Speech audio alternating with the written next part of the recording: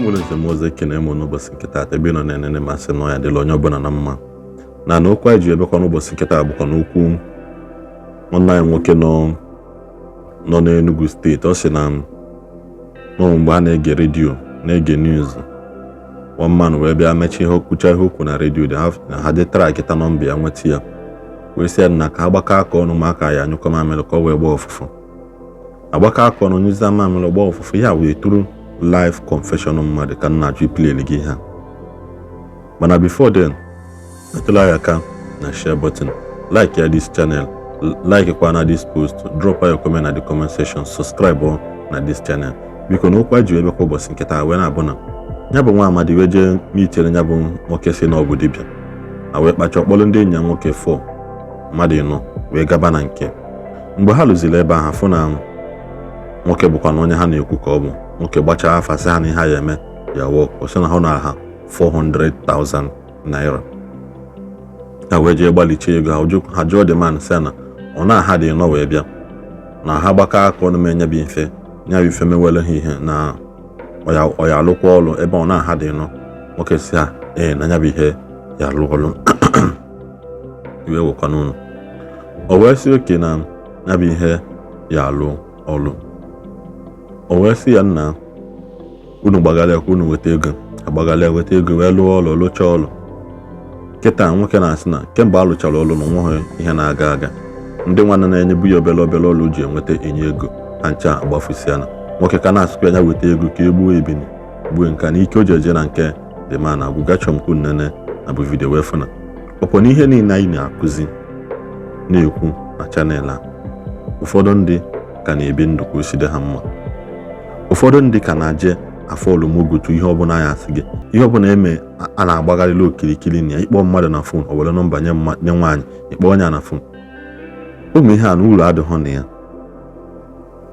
Ebe ọbụla ijegide mmadụ ama mpụta kọnfam ọlụ gị sị gị na indeed na ihe a na-alụ ụlọ asịrọ m na enweghị ndị ezigbo ya mana ndị mekanik ekweze ka anyị malụ ndị bụ ndị ala. Ọ ya nwa bụ ihe anyị na-ekwu n'isi ya, ọ ya nwepe ebe anyị na-agbado okwu na ya. Ebe ijebego mewe nke a isikwa sị na asị unu dee ya ede na akwụkwọ mana enegoro vidiyo anụnwa fes ka mgburu nnecha ya wempụta wee ka m kwụzi ihe m chọrọ ikwu. Onyeisi ndewo, afa m bụ Eze Uchenna, esi m Enugu akpọ.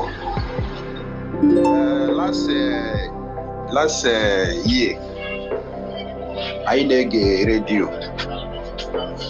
so I know onwe programu chizi anyị na-adwa na-eme, so ya na dị man na-adwa na-eme, so emegide the program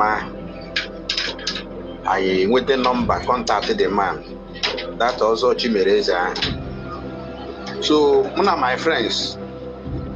some of them na mụ na ya na-ebu fo mụ na ya na-eru abụkwa onye side ahụ mana ọ bụrụ onye the village. So mụ na some of my friends bịa jee ebe nye jụọ ya sị na anyị dị interested n'ihe ahụ ọ kpọrọ na anyị na-eme biznes mana biznes anyị na-eme ada aga ọsọ anyị na-aga obere okwu na emechie ihe ya ga-emere anyị na a ga-emere anyị awele ihe ga-agaba ọfụma. Anyị ya nsogbu adịrọ, so anyị aka n'ego ole ọ bịa gwa anyị na 475,000. Anyị ya na anyị ga-adị nọ anyị ga-abanwu na detin chịkọta ego ahụ tụkọta ego ahụ ọnụ wee baa na detin. Yes, anyị ga-agbakọta na detin ọnụ ma anyị tụkọta the money. So anyị na-je emezie meeting bịa kee the money, ego ahụ gba anyị 120,000 each. So ka anyị megide that thing abịakwa jee gbakwa afọ again na nke ya kwa na the money adịghịkwa abịa. Ọsọ ihe mebụ ofu onye ga-emebi the thing na ihe mebụ ofu onye nwere ego ya ji aka ya mee nke ya, so that ka ghara isi na ofu onye ebe ihe mebiri nke mmadụ niile. So anyị chọgide ego onweghị onye furu ego bịa evuru one of my boss ngo na-agbarụ m ụzọ ere gwuru the money jebe na nke ya ozugbo ọzọ m kpọrọ ya na ma erego moto na m chọrọ ka m bịa ka ama ga-emewe the thing si ọ dịkwa shọs no problem no just under 2 months na ma ihe agawagoro m ọfụma tisi ma na-enweta ọrụ ka m na-adị enweta before so nje were the money nye mkpọkwa ya ka m sendịrị ya the money ọsị m ya sị na enwetago the money si a ga-egwe mbọsị m ga-abịa ịrụ ọrụ ka arụ ọrụ ọsị m nọ ya dị redi agbọọ m mkpọgide ya over 3 weeks ọ dịghịzi ekwe pick my call kpọgide ya pick my call ọsị m bịa tata nje ọsị m na ama nwezi chance arụ ya na-echi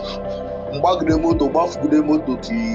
aje 4 days ka anyị jere ebe ahụ mụ na ndị otu m ahụ because agwa m ndị otu m ahụ na m ga-ejizi ego nke m ga-eme ya so ọ bụ na ọdịtụ na-agawa ha wa jewe mewezie nke ha so mụ abụzi onye sacrifice my own so ka m kpọgidere ya one day ọ bịa buru ihe o buru n'efere wee nye m n'ọdị ọlụbi ha ọ sị m na ọkụkọ ya gote nwụrụ anwụ dịde anyị ije ọ sị na anyị ga-arụ ọrụ bịa buru ihe o buru n'efere nye m n'ọlụbi ha so m sị ya na ọ bụrụ na ụlọ a ka esi arụ ọrụ ọ sị m kwu ihe ọbụla nchọ m kwuo ya n'ime ọnụ m ekwufutegbene ya sị ya na ọ bụrụ na ụlọ a ka esi arụ ọrụ na ka m si afụ esi arụgata ọrụ ahụ na soshal midia na a na-arụ onye a na-arụ ọrụ ahụ anọrụ arụ ọrụ o buru kwuo ihe ọ chọrọ mana ka m eji ọsọ bịa buru ihe vunye m sị m vuru gaba so m sị oke m vurukwa the thing na how many days ọ sị m the thing nọ mbuchitere ya azụ mbuchitekwere ya the thing azụ so I know 1 month 2 months 3 months ga ihe ka nwa dị njọ sef njekwa gwagwa ya n'ihe aka akwụkwọ njọ osimu wetekwa ego ka egote ọkụkọ gbuo ka ama ma agafugie ya na ejego jigasa ese asị na onwere ihe iji n'ọrụ a na ọrụ agala ọfụma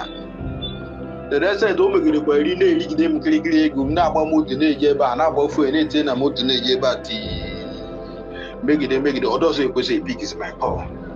ọ ya bụ na m chọwazi miss to report it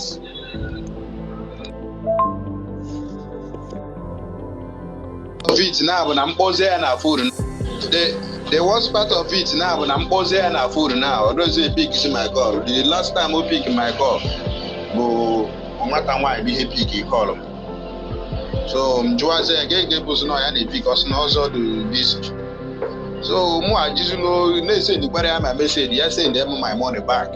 because ọ sịkwa na m na ya ga-ede ede ọ bụ na dị na-arụ ọrụ na ya ga-akwụchi m the money mana mgbe m rusi ka anyị deweze ya ede ọ nazi azụ bọsụ ka a na-arụzi deten ya nsị ya wetezie n'akwụkwọ ka anyị dezie deten ebe ọ sị na anyị ga-ede ya ede ma ọ bụ na deten na-arụghị ọrụ ya enyeche m ego ma ọ bụkwa nna ọrụ ọrụ na m ga-enye ya 1 million naira so ọ na-anazi azụ na-akpọzi ya kịta na isi ahụ ọ because of na anyị deghọzi ya ede ka ị na-emezi gị nọ ipik my call so ọ bụzi nwata nwaanyị ka onye si last call m na ya kpa ọrụ nwata nwaanyị ka onye si foji ọ dozi ekwe ipik my call na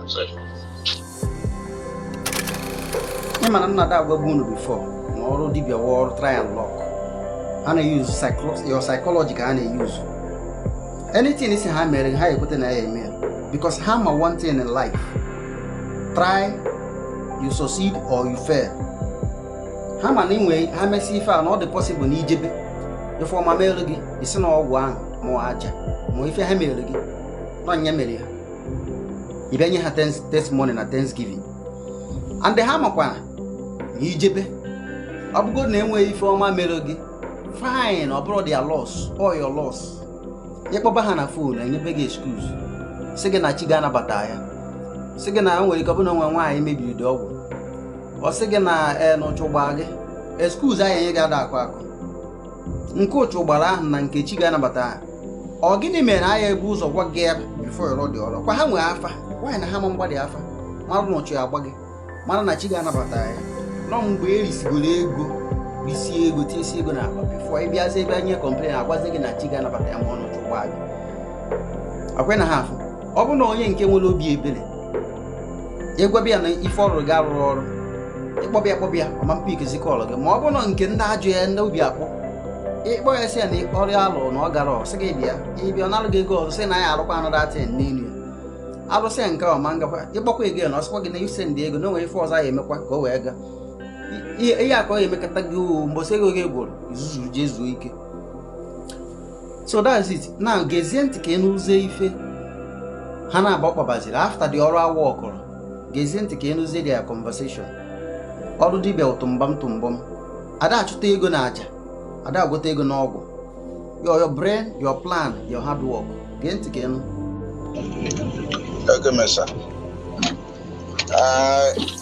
Agwa ya nna akpọrọ gị since bụ magara since ahụ m bịachara na things abịa do m very very tough. To the extent ndị nna nyegasị quotation onwe ọzọ onye na-enye m feedback nyeje quotation asị m na a ga-akpọ m ịkpọzikwa m bụkwa na arụchagodo ọrụ mmụọ eji efuze m na-arụchagodo ọrụ. To the extent oge ahụ m na-akpọ gị o nwere quotation m na-eje submit so ya ka m kpọwa gị oge ahụ so it change like that. So all the job niile nye quotation ya ịgwa gị eziokwu. In fact, I don't happy. I don't happy. So ike ebe m nọ na ike gwụcha m nọ mụa na-ebi efu mmadụ ego na-akwụsị mụa ga na-ebidesi mmadụ ego nji eri very very bad. Amaghị m ka m ga-esi mee ka m ji gbawa gị oge ahụ mana na-esi na aja agapụtago because enyechego ndị mmadụ dị ọrụ ọgbọgwa na nke m ọgbọgwa na price m na-aka nke ndị ahụ mụa nweghị ike ịghọta ihe m gachi n'ebu ezi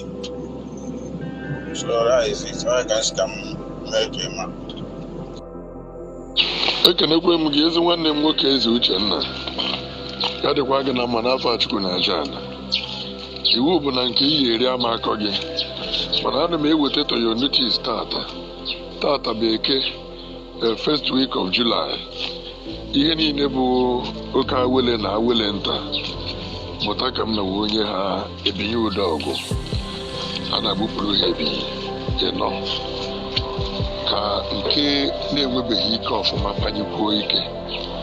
ka nke na-alụbukwa enwere ike nwekwere ike lụrụ wee na-aga n'iru. Ana m atụ anya na ọya ha anaghị n'iyi na ike gị ama efu na a ga-emekwa ihe niile emere ka ị wee bụkwala onye ọchị ga-awa n'eze maka na ọ dịghị na mma na ọ dịghị anyị onye ọ dị na mma dị iche ịta azụ n'okwu mmụọ asịkwado ndị na-ebe awa na-enu nri rie maka na nri anyị bụkwa n'aka mmadụ ka o si abịa na oge mmụọ lụchara ọrụ anọkwa na onye mmụọ lụọrọ ọrụ bụ ihe na-abịa ekele. So anyị ga-eme the needful. Tata bụ eke ya bụ ebinye adịgo